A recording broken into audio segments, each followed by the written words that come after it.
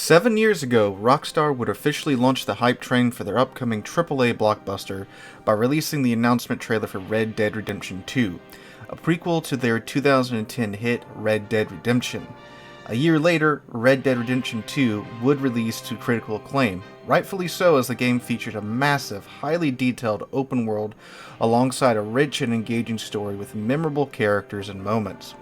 Rockstar had spent $540 million developing and marketing the game, making it one of the most expensive video game projects in history.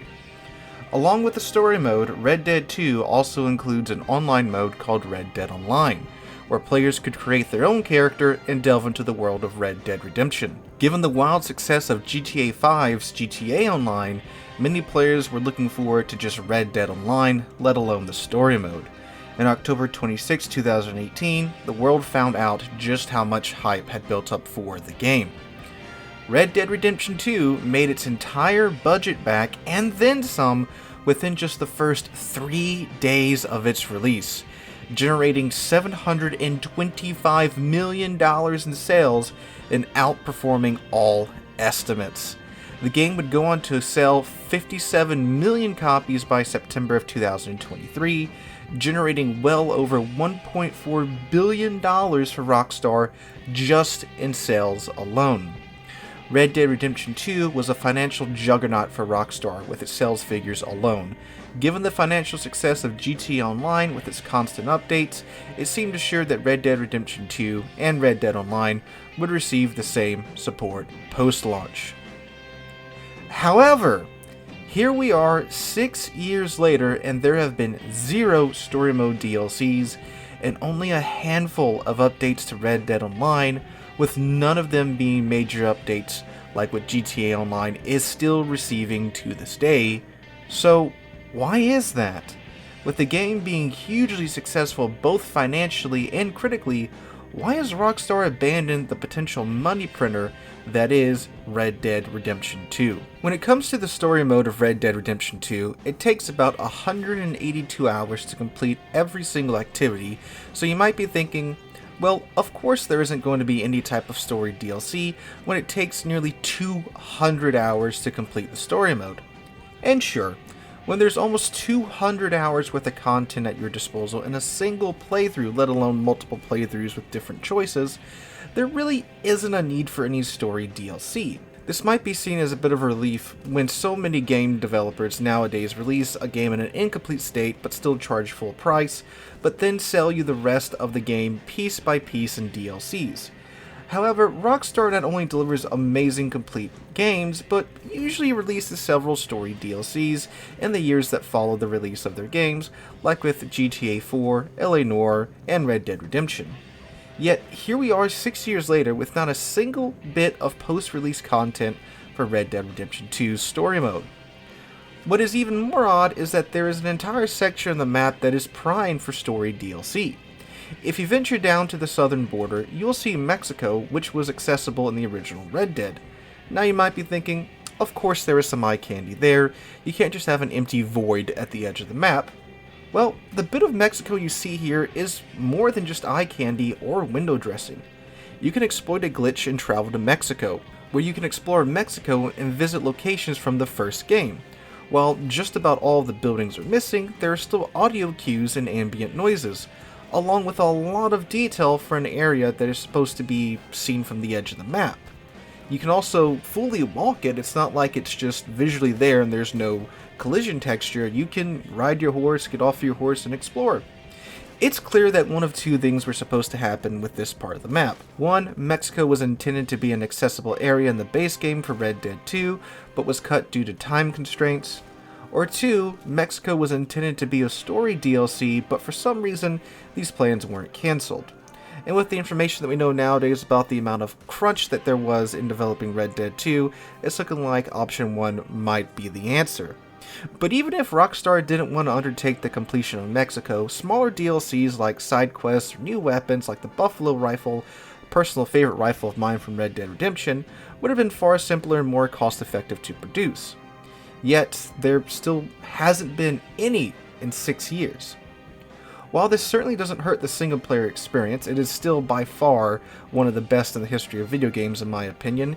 It kind of stings that there's no further expansion on any of the characters' backstories or any fun DLC like Undead Nightmare from Red Dead Redemption.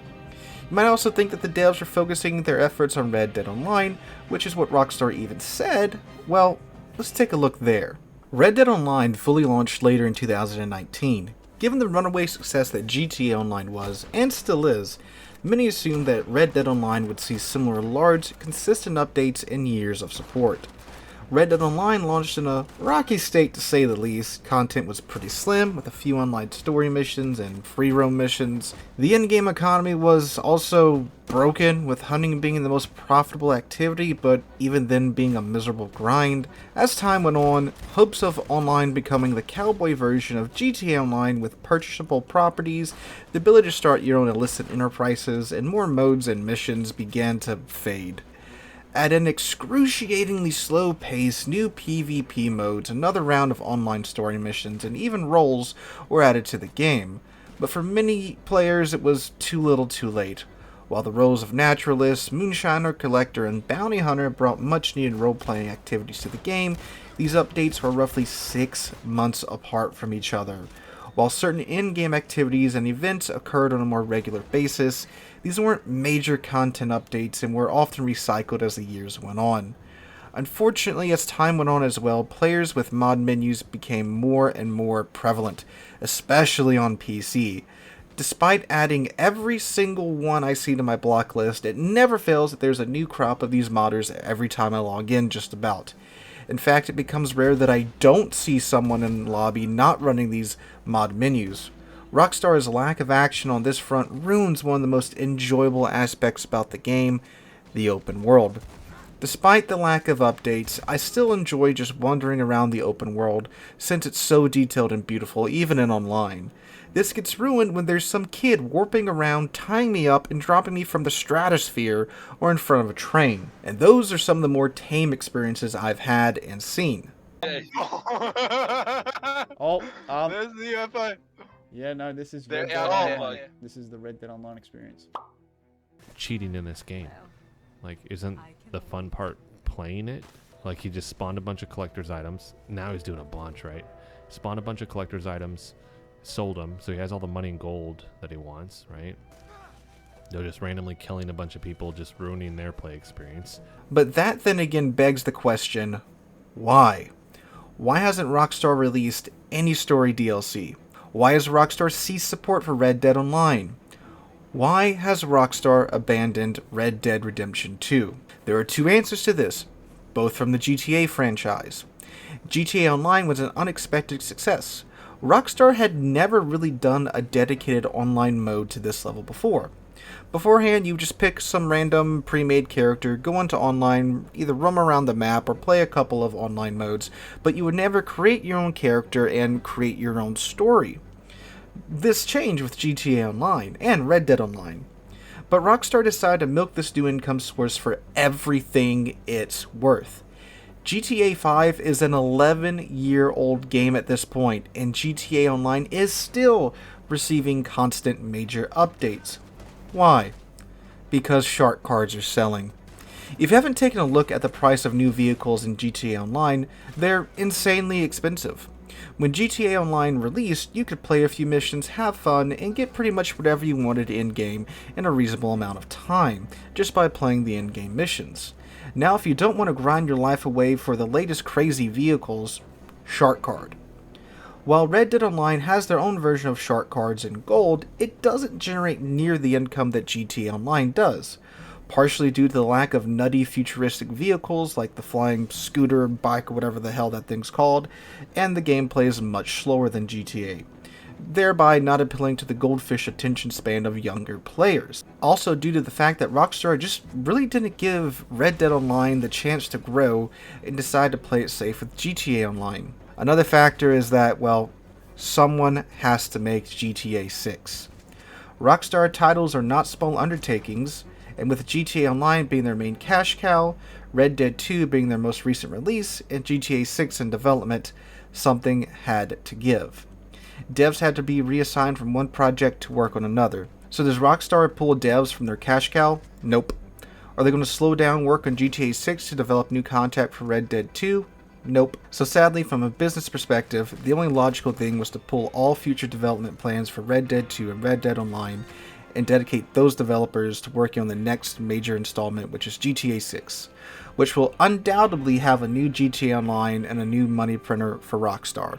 So where does this leave Red Dead 2? Well, the story mode is still there, obviously that's not going anywhere, but the online experience is, sadly, it's going to probably be around until Rockstar just doesn't really feel like paying for the servers anymore, which with the money that Red Dead 2 made, the servers should be on for quite some time. And perhaps it's the best that Red Dead Online did not receive the same treatment as GTA Online. There was, of course, plenty of memes about flying horses and maybe automobiles being added to the game with crazy weapon attachments and such. And if you go play GTA Online right now and you were one of those original players that played it back when it launched, it is not what it was when it launched. But Red Dead Online is in the state to where it's still pretty true to the base game and to the core of the Red Dead experience. And again, maybe it's for the best that Red Dead Online didn't get this insane treatment that GTA Online did, where Rockstar is just trying to milk every single penny out of your pocket for it.